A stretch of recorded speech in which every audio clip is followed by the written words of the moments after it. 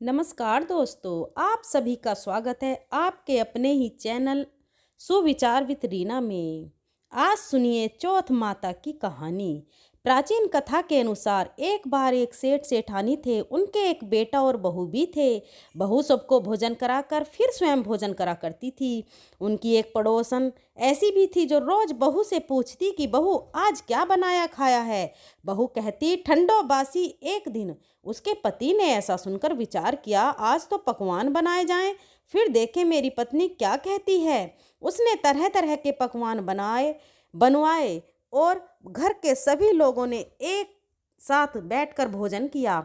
आज भी पड़ोसन ने पूछा तो बहू ने वही कहा, ठंडो बासी। सेठ के लड़के ने सोचा, हो ना हो कोई बात जरूर है जिस कारण मेरी पत्नी ऐसा कहती है। फिर उसने अपनी पत्नी से पूछा, तुम रोज ठंडो बासी खायो, ऐसा क्यों कहती हो, जबकि हम सब ने तो एक साथ बैठकर कई तरह के पकवान खाए थे। तब उस पत्नी बोली, हम सब जो खा रहे हैं वह हमारे बाप दादाओं की कमाई है। जिस दिन आप कमा कर लाओगे उस दिन मैं समझूंगी कि हम ताज़ा भोजन कर रहे हैं।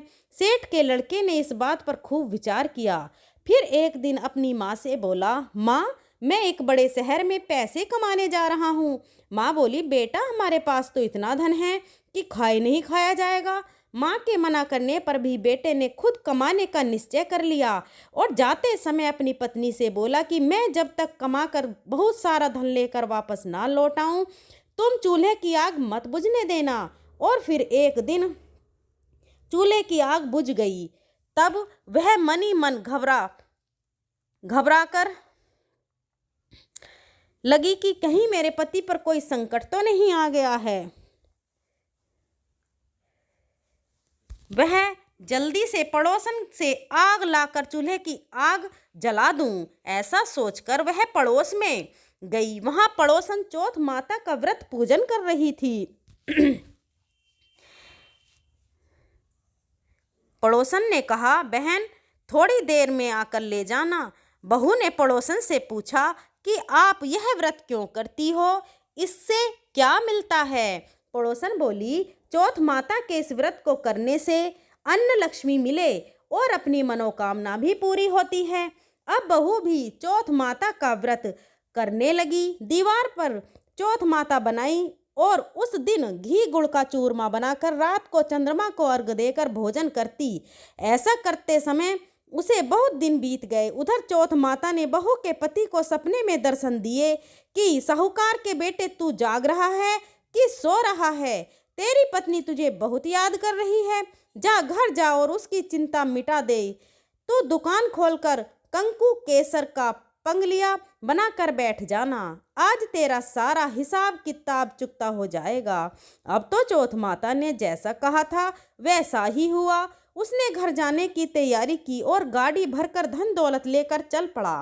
रास्ते में एक बड़ा सा काला नाग फन फैलाए बैठ गया और बोला, आज तो मैं तुझे डस लूंगा, छोड़ूंगा नहीं, तेरी उम्र पूरी हो गई है। सेठ का लड़का बोला, आज चौथ माता ने मुझे सपना दिया, या तो मैं अपनी पत्नी से मिलने घर जा रहा हूँ, वहाँ मेरी पत्नी मेरा इंतजार कर रही होगी, बहुत चिंता कर रही होगी, मैं उससे मिलकर जरूर वापस आ जाऊंगा, तब तू मुझे डस लेना। नाग बोला, तुम अगर शपथ लेकर जाओ तो मैं तुम्हें जाने दूंगा, अगर तुम लौट कर नहीं आए तो मैं तुम्हारे घर पर आकर तुम्हें डस लूंगा।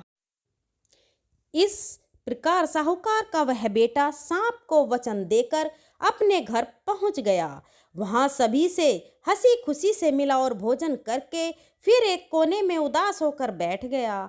उसकी पत्नी ने उदासी का कारण पूछा तो पति ने काले नाग वाली बात बताते हुए कहा, अगर मैं उसके पास नहीं जाऊंगा तो वह घर आकर ही मुझे डस लेगा। पत्नी बहुत चतुर थी, बोली, आप घबराओ नहीं, लेट जाओ, मैं एक उपाय करती हूँ। पत्नी ने कमरे की 7 पेढ़ी धोई। पहली पेढ़ी पर तेल, दूसरी पर इत्र, तीसरी पर गुलाल फूल, चौथी पर कंकु केसर, 5वीं पर लड्डू पेठा, छठी पर गादी गलीचा और 7वीं पेढ़ी पर दूध से भरकर कटोरा रख दिया। इस प्रकार वह 7 ही पेढ़ी सजाकर बैठ गई। आधी रात होते ही वह नाग आकर पेढ़ी चढ़ने लगा। पहली पेढ़ी पर रेत में लौट गया और कहने लगा, सेठ की बहू ने आराम तो बहुत दिया, लेकिन क्या करूं, वचन से बंद कर आया हूं, इसलिए डगमगा जरूर। इस प्रकार 7 ही पेढ़ी हो पर वह नाग आराम करता हुआ और कहता कि डसूं कि न जाने वाला है कि चौथ माता ने विचार किया कि अगर मैं इसे नहीं बचाऊंगी तो संसार में धर्म कर्म और व्रत पूजन फिर कौन मानेगा। अब तो गणेश जी, चंद्रमा जी और चौथ माता ने साहूकार के बेटे को बचाने का विचार किया। चंद्रमा जी ने उजाला कर दिया, चौथ माता ढाल बन गई और गणेश जी ने तलवार लेकर नाग को मार दिया और ढाल से ढक दिया। बहू भी थकी हारी सो गई। दिन हुआ तो लोग बेटे से मिलने आए, परंतु बेटा बहू तो उठे ही नहीं थे। बहुत देर हो गई तो माँ उन्हें उठाने के लिए गई। माँ ने 7 पेड़ियों पर जो कुछ देखा तो बहुत घबराई और जोर से बेटे को बहू को आवाज़ लगाई। बेटा बहू उठे तो देखा कि एक ढाल तलवार वहीं पड़ी है। अब ढाल उठाई तो वहीं काला नाग मरा हुआ पड़ा है। बेटा बहू ने सोचा कि आज तो धर्म कर्म ही आड़े आए। जब भगवान श्री गणेश और माता चौथ ने हमारी रक्षा की, चौथ माता अपने जैसे सेठ के बेटे बहू की रक्षा की, वैसे ही सबकी रक्षा करना। प्रेम से बोलिए चौथ माता की जय। अमर सुहाग और पीहर देने वाली गणेश भगवान की कहानी। एक बार की बात है, एक भाई और बहन थे। बहन का विवाह हो चुका था और भाई भी अपनी पत्नी के साथ अपने घर में रहा करता था। बहन का नियम था कि वह अपने भाई का चेहरा देखकर ही भोजन किया करती, इसलिए हर रोज वह सुबह उठती और अपनी ससुराल में घर का सारा काम जल्दी जल्दी करके अपने भाई का मुंह देखने के लिए उसके घर जाया करती। एक दिन रास्ते में एक पीपल के नीचे गणेश भगवान की मूर्ति रखी हुई थी। उसने भगवान के सामने हाथ जोड़कर कहा कि हे गणपति, मेरे जैसा अमर सुहाग और मेरे जैसा अमर पीहर सबको दीजिए। ऐसा कहकर वह आगे बढ़ जाती। जंगल की झाड़ियों की कांटे उसके पैरों में चुभा करते। एक दिन वह अपने भाई के घर पहुंची तो उदास होकर भाई का मुंह देखकर बैठ गई। भाई ने पूछा, तुम्हारे पैरों में क्या हो गया है? यह सुनकर उसने भाभी को जवाब दिया कि भाभी, रास्ते में जंगल की झाड़ियों के गिरे हुए कांटे मेरे पाँव में चुभ गए हैं। सुनकर लड़की की भाभी ने अपने पति से कहा कि सुनिए, अपनी बहन, आपकी बहन जब आती है तो रास्ते में झाड़ियों के गिरे हुए कांटे उनके पैरों में चुभ जाते हैं, आप रास्ते को साफ करवा दो। भाई ने तब कुल्हाड़ी लेकर सारी झाड़ियों को काटकर रास्ता साफ कर दिया। सारे कांटे भी हटा दिए। सफाई के कारण भगवान गणेश जी की मूर्ति का वह स्थान भी वहां से हट गया। अब तो यह देखकर भगवान गुस्सा हो गए और उसके भाई के प्राण हर लिए। लोग अंतिम संस्कार के लिए जब भाई को लेकर जा रहे थे तो उसकी बहन भाभी ने रोते हुए लोगों से कहने लगी, थोड़ी देर रुक जाओ, उनकी बहन आने वाली है, वह अपने भाई का मुंह देखे बिना नहीं रह सकती, उसका यह रोज का नियम है। तब लोग कहने लगे, आज तो देख लेगी पर कल कैसे देखेगी। अब उधर रोज की तरह बहन अपने भाई का मुंह देखने के लिए जंगल में निकली। आज उसने देखा कि जंगल में तो सारा रास्ता साफ किया हुआ है। जब वह थोड़ा और आगे बढ़ी तो उसने देखा कि सिद्धि विनायक को भी वहां से हटा दिया गया है। तब उसने भाई के घर जाने से पहले गणेश जी को एक अच्छे स्थान पर रख दिया और हाथ जोड़कर बोली, हे भगवान, मेरे जैसा अमर सुहाग और मेरे जैसा अमर पीहर सबको देना। ऐसा बोलकर वह हर दिन की तरह आगे निकल गई। भगवान तब सोचने लगे कि अगर इसकी नहीं सुनी तो फिर हमें कौन मानेगा, हमें कौन पूछेगा। तब सिद्धि विनायक ने उन्हें आवाज़ दी, बेटी, इस खेचड़ी की 7 पत्तियां लेकर जा और उसे कच्चे दूध में घोलकर भाई के ऊपर छींटा मार देना, वह उठकर बैठ जाएगा। यह सुनकर जब बहन पीछे मुड़ी तो वहाँ तो कोई नहीं था। फिर वह सोचने लगी, ठीक है, जैसा सुन लिया वैसा ही कर लेती हूँ। फिर वह 7 खिचड़ी की पत्तियाँ लेकर अपने भाई के घर पहुँची। वहाँ उसने देखा कि कई लोग बैठे हुए हैं, भाभी बैठी रो रही है और सामने ही भाई का शव रखा है। तब उसने पत्तियों को बताए हुए नियम के अनुसार भाई के ऊपर इस्तेमाल किया।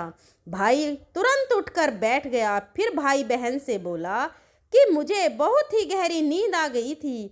तब बहन बोली कि ऐसी नींद तो किसी दुश्मन को भी ना आए, और उसने अपनी सारी बात अपने भाई को बता दी। मान्यताओं के अनुसार यह है गणेश भगवान की कहानी, जिसे सुनने पर भगवान गणेश की कृपा प्राप्त होती है।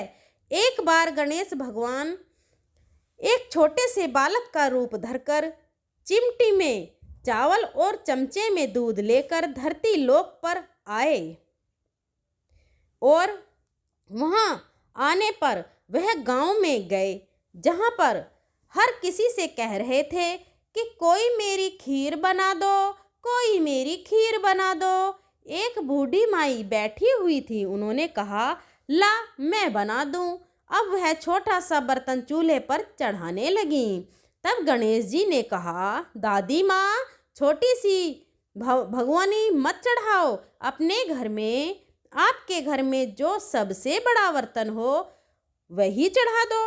बूढ़ी माई ने बालक का मन रखने के लिए वही किया। वह घर के भीतर गई और घर का सबसे बड़ा भगोना लाकर चूल्हे पर चढ़ा दिया। वह देखती रह गई कि उसमें जो थोड़े से चावल उस बड़े बर्तन में उन्होंने डाले थे वह तो पूरा का पूरा भर गया। अब गणेश जी ने कहा, दादी माँ, मैं नहा कर आता हूँ, तब तक खीर तैयार हो जाएगी। खीर तैयार हो गई तो बूढ़ी माई के पोते पोती खीर खाने के लिए रोने लगे। बूढ़ी माई जब भी कुछ बनाती तो बिना गणेश भगवान को भोग लगाए कुछ नहीं खाती, ना ही किसी और को खाने देती थी। तब उन्होंने मन ही मन कहा, गणेशी तेरे भोग लगे। ऐसा कहकर उन्होंने चूल्हे में थोड़ी सी खीर डाली और कटोरी भरकर खीर बच्चों को दे दी। बूढ़ी माई की पड़ोसन ऊपर से देख रही थी, तो बूढ़ी माई ने सोचा यह तो उस बालक से चुगली कर देगी, तो एक कटोरा भरकर उन्होंने उस पड़ोसन को भी पकड़ा दिया। बूढ़ी माई की बहू ने चुपके से एक कटोरा खीर खाया और कटोरी चक्की के नीचे छुपा दिया। अभी भी गणेश जी नहीं आए थे। बूढ़ी माई को भी भूख लग रही थी, तो उन्होंने भी एक कटोरा खीर का भरकर किवाड़ के पीछे बैठकर एक बार फिर कहा, गणेश जी, आपको भोग लगे। ऐसा कहकर भोजन करना शुरू कर दिया और खीर भी खा ली। तब तक गणेश जी आ गए, तो बूढ़ी माई ने कहा, अरे गणेश, खीर खा ले, मैं तो तेरी ही राह देख रही थी। गणेश जी ने कहा, दादी माँ, मैंने तो पहले ही खीर खा ली। बूढ़ी माई ने कहा, खीर खा ली? अरे कब खाई? तू तो यहाँ था ही नहीं। गणेश जी ने कहा, जब तुम्हारे पोता पोती ने खीर खाई तब खाई थी, जब तुम्हारी पड़ोसन ने खाई तब खाई, और जब तुम्हारी बहू ने खाई तब भी मैंने खाई। अब तुमने खाई तो मेरा तो पूरा पेट ही भर गया। बूढ़ी माई ने कहा, बेटा, और सारी बात तो सच है, पर बहू बिचारी का नाम मत लो। वो तो सुबह से काम में लगी हुई है, फिर भला उसने खीर कब खाई? तब गणेश जी ने कहा, अरे दादी, चक्की के नीचे देखो तो झूठा कटोरा पड़ा है, और तुमने तो मुझे भोग लगाया, लेकिन तुम्हारी बहू तो वैसे ही खा गई। बूढ़ी माई ने कहा, अच्छा बेटा, घर की बात है, घर में ही रहने दो। अब बताओ तो जरा, यह बची हुई खीर का मैं क्या करूं? तो गणेश जी ने कहा, नगरी जिमा दो। पूरी तो बूढ़ी दादी ने पूरी नगरी जिमा दी, फिर भी खीर का बर्तन पूरा भरा ही था। जब यह बात राजा को पता चली तो बूढ़ी दादी को बुलाया और पूछा, क्यों रे बुढ़िया, ऐसा बर्तन तेरे घर का अच्छा लगे या हमारे पर सोवे? तो बूढ़ी दादी ने कहा, राजा जी, आप ले लो। राजा ने खीर का बर्तन महल में मंगवा लिया और जैसे ही जब उसमें से खीर मांगी तो खीर की जगह पर कीड़े मकोड़े बिच्छू कंछल हो गए और उसमें से दुर्गंध आने लगी। यह देखकर राजा ने बुढ़िया से कहा, अरे बूढ़ी दादी, अपना यह बर्तन वापस ले जाओ, हमने तुम्हारा बर्तन तुम्हें वापस कर दिया। तब बूढ़ी माई ने कहा, महाराज, अगर आप देते तो पहले ही कभी देते, यह बर्तन तो मुझे मेरे गणेश जी ने दिया है। ऐसा कहकर बूढ़ी माई ने वह बर्तन वापस ले लिया और उनके हाथों में लेते ही उस बर्तन की दुर्गंध दूर हो गई, सुगंधी आने लगी। घर आकर बूढ़ी दादी ने गणेश जी से कहा, अब बताओ बची हुई खीर का क्या करें। तब गणेश जी ने कहा, करना क्या है, पूरी दादी झोपड़ी में कोने में गड्ढा खोदकर गाड़ दो, उसी जगह सुबह उठकर वापस खोद दोगी तो धन के 2 मटके मिलेंगे। ऐसा कहने के बाद गणेश भगवान वही अंतर ध्यान हो गए। जाते समय झोपड़ी के लात मारते हुए गए तो झोपड़ी की जगह पर महल हो गया। सुबह बहू ने फावड़ा लेकर पूरे घर को खोद दिया, जो कुछ भी नहीं मिला। तब बहू ने कहा, सासू जी, थारो गणेश जी तो झूठो है। सासू ने कहा, बहू, मारो गणेश झूठो नहीं है, ला मैं देखूं। ऐसा कहकर वह सुई लेकर खोदने लगी।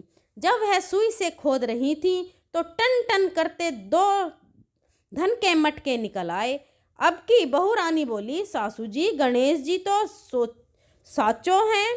सास ने कहा, अरे बहू रानी, गणेश जी तो भावनाओं के भूखे हैं। हे गणेश जी भगवान, जैसा आपने बूढ़ी दादी को दिया वैसा सबको देना। विनायक जी की कहानी कहने वाले, हुंकार भरने वाले और आसपास के सुनने वाले सबको देना। बोलो गणपति महाराज की जय। दोस्तों, अगर वीडियो पसंद आई हो तो वीडियो को लाइक करें, अपने फ्रेंड फैमिली में शेयर करें। अगर बोलने में कोई त्रुटि हुई हो तो मैं क्षमा प्रार्थी हूँ। मिलते हैं अगली वीडियो में, तब तक के लिए धन्यवाद।